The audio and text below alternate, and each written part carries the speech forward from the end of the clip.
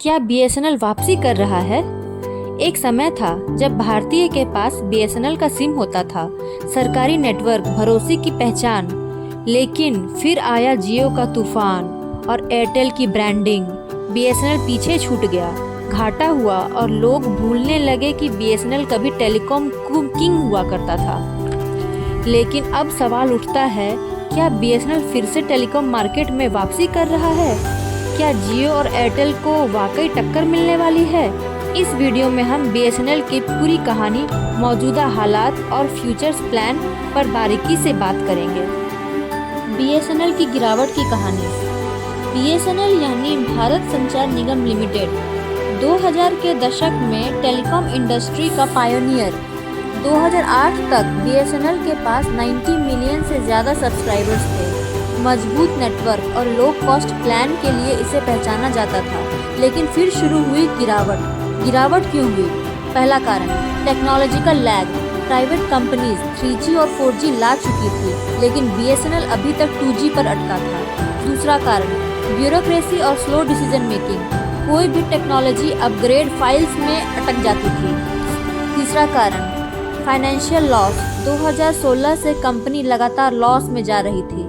चौथा कारण, user experience. Slow network, खराब कस्टमर सपोर्ट और आउटडेटेड वेबसाइट्स ने भरोसा तोड़ा। इस बीच जियो ने 2016 को बाजार में धमाकेदार एंट्री की। फ्री डेटा, वॉइस कॉल्स और 4G की स्पीड बीएसएनएल जैसे कि गायब ही हो गया।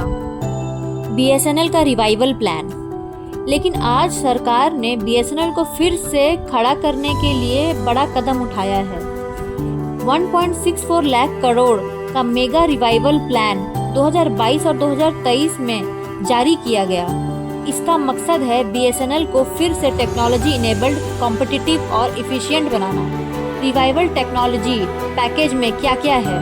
बीएसएनएल अब भारत की स्वदेशी 4G टेक्नोलॉजी का इस्तेमाल कर रहा है, जिसे TCS और C-DOT ने मिलकर बनाया है। 2024-25 तक पूरे देश में 4G नेटवर्क लाइव करने की योजना है। 5G अपग्रेड करने की तैयारी हो रही है। जैसे ही 4G पूरी तरह लागू हो जाएगा, उसी इंफ्रास्ट्रक्चर पर 5G भी रोल आउट होगा। बीएसएनएल और बीबीएनएल का मर्जर। बीबीएनएल यानी भारत ब्रॉडबैंड निगम लिमिटेड के मर्जिंग से बीएसएनएल को भारत नेट योजना का सीधा फायदा मिलेगा, यानी ग्रामीण इंटरनेट को मजबूत करने में बड़ी मदद होगी। चौथा, एम्प्लॉयज़ का रिफॉर्मेशन। बीएसएनएल ने लाखों एम्प्लॉयज़ को VRS के जरिए निकालकर लागत को घटाया है। अब तक की प्रोग्रेस। 2024 के पहले क्वार्टर तक बीएसएनएल ने लगभग 15,000 4G टावर्स को इंस्टॉल किया है। पंजाब, केरल, महाराष्ट्र और आंध्र प्रदेश जैसे राज्यों में ट्रायल रन शुरू हो चुके हैं। स्पीड टेस्ट में कई जगहों पर 30 से 40 Mbps की स्पीड देखी गई है, जो काफ़ी हद तक एयरटेल और VI जैसी कंपनीज के बराबर हैं। लेकिन ये क्या काफ़ी है? अभी भी नेटवर्क कवरेज पूरी तरह स्टेबल नहीं है। कस्टमर को नए सिम या पोर्टिंग के लिए सुविधा कम दिखाई देती है। मार्केटिंग भी कमज़ोर है, जिससे युवाओं को बीएसएनएल की वापसी की जानकारी तक नहीं है। एनालिसिस। क्या वाकई वापसी मुमकिन है?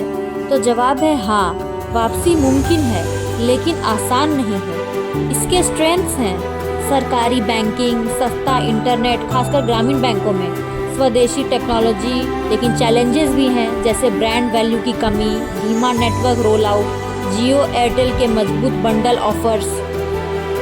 बीएसएनएल यदि अपने प्लान्स को एग्रेसिवली प्रमोट करे और यूज़र एक्सपीरियंस को सुधार दे, तो वो उस सेगमेंट को पकड़ सकता है जो आज भी सस्ते इंटरनेट और स्टेबल नेटवर्क की तलाश में है।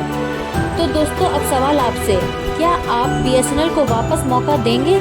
क्या आपने कभी सोचा है कि सरकारी नेटवर्क को फिर से इस्तेमाल करना चाहिए? कमेंट करके हमें ज़रूर बताएं।